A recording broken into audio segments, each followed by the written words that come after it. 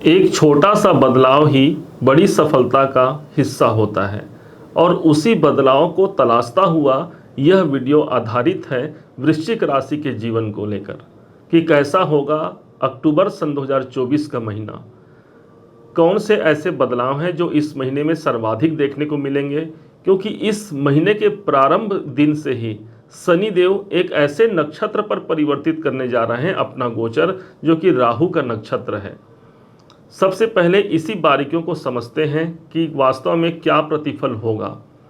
शनि इस समय पर वृश्चिक राशि को अढ़ैया लगा करके बैठे हैं और यही वो प्रभाव है जहां पर हम राहु के द्वारा एक लाभ के अवसर को प्राप्त कर सकते हैं। देखा जाए तो शनि देव चतुर्थ भाव पर विद्यमान है। अब जैसे ही ये राहु के नक्षत्र पर प्रवेश करेंगे, अर्थात अपना प्रभाव राहु के अनुसार ही प्रदान करेंगे, और राहु इस समय पर बैठे पंचम भाव पर।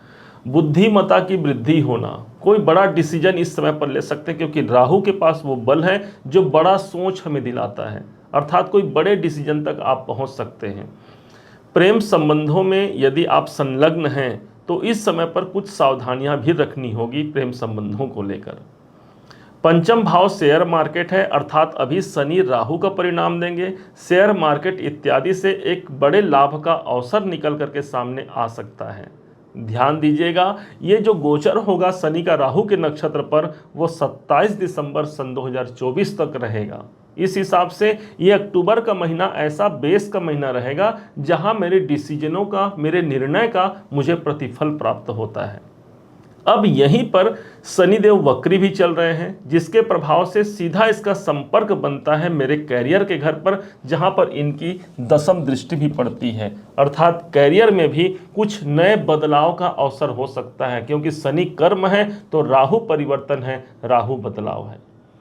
दूसरा सबसे महत्वपूर्ण गोचर परिवर्तन होता है 3 अक्टूबर के बाद 9 अक्टूबर को।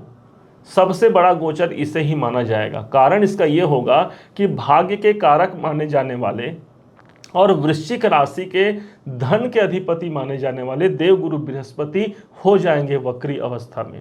इस समय पर देवगुरु बृहस्पति ठीक सप्तम भाव पर चल रहे हैं, अर्थात इनका प्रभाव एक घर पीछे का भी प्राप्त होगा। सप्तम भाव का मजबूती से परिणाम देंगे। सप्तम भाव होता है आपके बिजनेस का, इसलिए व्यापारिक उन्नति यहाँ पर हमें प्राप्त होती हुई नजर जरूर आएगी। कारण इसका यह है कि देवगुरु बृहस्पति जहां होते हैं उस स्थान को मजबूती से परिणाम देते हैं। यदि योग कारक हो गए तो और अच्छी बात हो गई। यहाँ पर जैसे ही ये वक्री अवस्था पर आते हैं, जिनके विवाह इत्यादि नहीं हुए हैं, विवाह का योग प्रारंभ हो जाता है।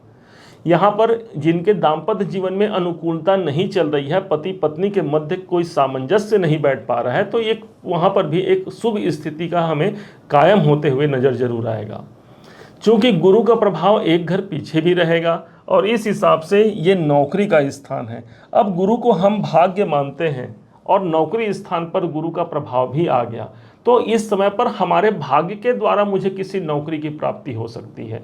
मतलब मैंने तो अपना परिश्रम कर लिया, मैंने तो अपना प्रयास कर लिया, अब छोड़ दिया प्रभु जो कुछ भी है आपके हाथों में। तो अब यही प्रभु का दूसरा नाम, ईश्वर का पर्याय माना जाता है गुरु को, अर्थात गुरु की कृपा से मेरे नौकरी में भी मुझे सफलता का एक श्रेय यहाँ पर प्रदर्शित होते हुए नजर आता है। देवगुरु बृहस्पति आपके लिए, सदैव के लिए ये पंचम भाव के स्वामी हैं और इस समय पर सप्तम भाव पर वक्री हो रहे हैं। तो जो लोग प्रेम विवाह करना चाहते हैं उनके लिए भी अनुकूलता यहाँ पर साबित होती है। संतान जो है आपके, उनके लिए एक अच्छा अवसर हो गया। हो सकता है उनके कैरियर में कोई बढ़ोतरी हो जाए। हो सकता है यदि आप एजुकेशन में हैं तो एजुकेशन में कोई बड़ी सफलता यहाँ मिल जाए, क्योंकि शनि ऑलरेडी पंचम भाव का प्रतिफल तो दे ही रहे हैं और गुरु भी वक्री अवस्था में आकर के आपके मेहनत का परिणाम आपको दिलाते हैं। विशेष बात तो तब हो जाती है जब ये देवगुरु बृहस्पति का प्रभाव सिर्फ अक्टूबर ही नहीं बल्कि 4 फरवरी सन 2025 तक इनका प्रभाव बरकरार रहेगा आपके लिए। अगला परिवर्तन होता है ठीक 10 अक्टूबर को। 10 अक्टूबर का डेट आता है, इस दिन बुध तुला राशि पर प्रवेश करेंगे। क्योंकि अभी बुध आपके इनकम भाव पर है, इनकम भाव से निकल करके अब द्वादश भाव पर चले जाएंगे। यहाँ भी अपने मित्र की राशि पर जाएंगे। 12वां घर किस भाव के स्वामी? तो अष्टम भाव के स्वामी हमेशा अच्छा माना जाता है। यदि अष्टम के स्वामी 12वें घर पर जाए तो कोई बदलाव से युक्त समय हो सकता है। साथ ही साथ यही बुध कुंडली में इनकम के स्वामी 12वें घर पर, कोई हमें लाभ प्राप्त हुआ है, कोई इनकम हमने प्राप्त किया है, उसे अब हम निवेश करेंगे। कोई खर्चे का योग बनता है, तो भाई यदि हम धन प्राप्त करते हैं तो उसे ही तो खर्च करेंगे। इस हिसाब से धन लाभ का अवसर भी यहाँ बनेगा, और उस धन को आप कोई जरूरी कोई कार्य है वहाँ पर आप खर्च भी इस कार्य को करते हैं, या फिर कोई बड़ा इन्वेस्टमेंट करते हैं। बुध का संबंध 12वें घर से है, इंपोर्ट एक्सपोर्ट से आपका धन आ सकता है, या फिर विदेश में आप रहते हैं तो विदेश संबंधी कोई काम करते हैं, वहाँ से धन आ सकता है, वहाँ से आपका काम बन सकता है।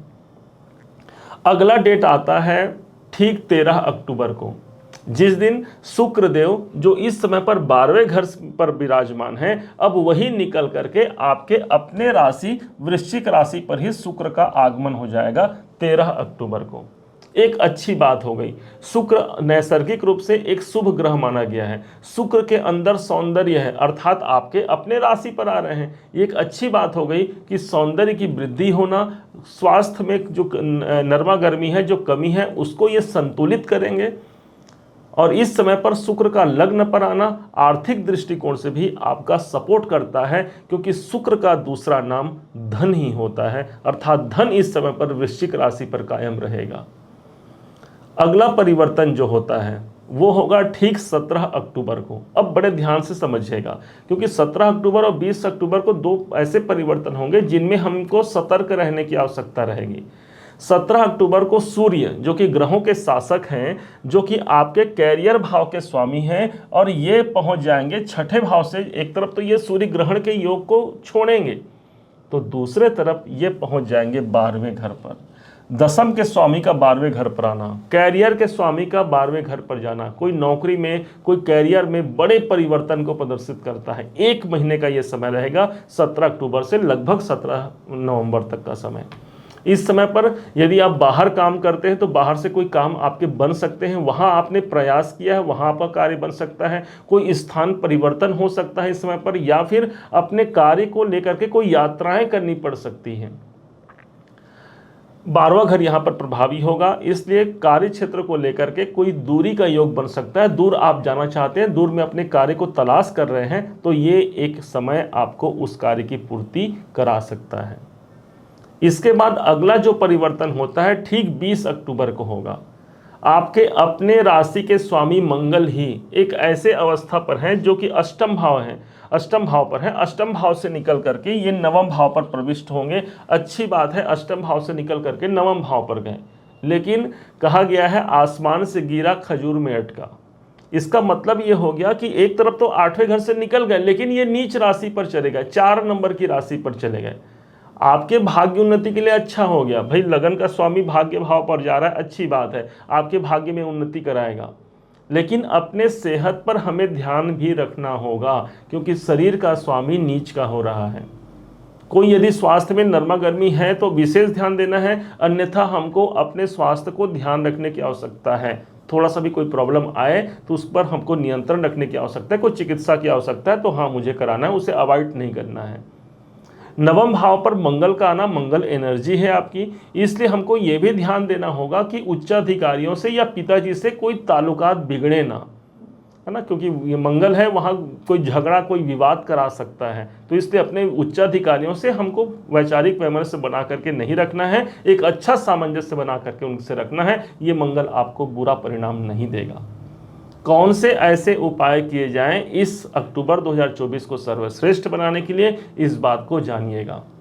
मंगल के तत्व होते हैं लाल सिंदूर, और इस समय पर लाल सिंदूर विशेष तौर पर मंगलवार के दिन श्री हनुमान जी महाराज पर अर्पण करना आपके भाग्य की प्रखरता को सिद्ध करेगा, क्योंकि मंगल 20 अक्टूबर से भाग्य भाव पर ही रहेंगे, अर्थात भाग्य में कोई कमी है तो उसको मैनेज करेंगे। हनुमान जी की कृपा लीजिएगा, सुंदरकांड बजरंग बाण का पाठ कीजिएगा। भगवान सूर्य भी इस समय पर नीच के हो रहे हैं, 12वें घर पर हो रहे हैं, इसलिए खर्च इत्यादि की अधिकता को सीमित करने के लिए, रोकने के लिए सदैव अपने कैरियर की उन्नति के लिए भगवान सूर्य नारायण का मंत्र जाप कीजिएगा। ओम घृणी सूर्याय नमः का जाप कर सकते हैं, या फिर भगवान सूर्य को जल अर्पण करना इस पूरे महीने को एक सबलता और महत्वपूर्ण स्थिति तक पहुँचाने में आपका सपोर्ट करेगा। ओवरऑल अगर समझा जाए तो इस समय पर जो सबसे बड़ा परिवर्तन आपके भाग्य का होगा, और भाग्य का साथ आपको पूरे के पूरे इस महीने ही नहीं बल्कि फरवरी 2024 तक बरकरार रहेगा। उम्मीद है आप सबने इसे समझा है, आप सबने इसे जाना है। यदि आपने इसे समझा है, जाना है, मेरे समझाने का प्रयास यदि आपको सार्थक लगा हो, मेरे समझाने का तरीका यदि आपको सार्थक लगा हो, तो हर बार की भांति इस बार भी अपना प्यार भरा लाइक और कमेंट करना कभी मत भूलिएगा। और हाँ, यदि अभी तक आपने चैनल को सब्सक्राइब नहीं किया है, सब्सक्राइब जरूर कीजिएगा। पुनः एक बार फिर आप सभी का दिवस बहुत मंगलमय हो, इन्हीं शुभकामनाओं के साथ। जय श्री राम।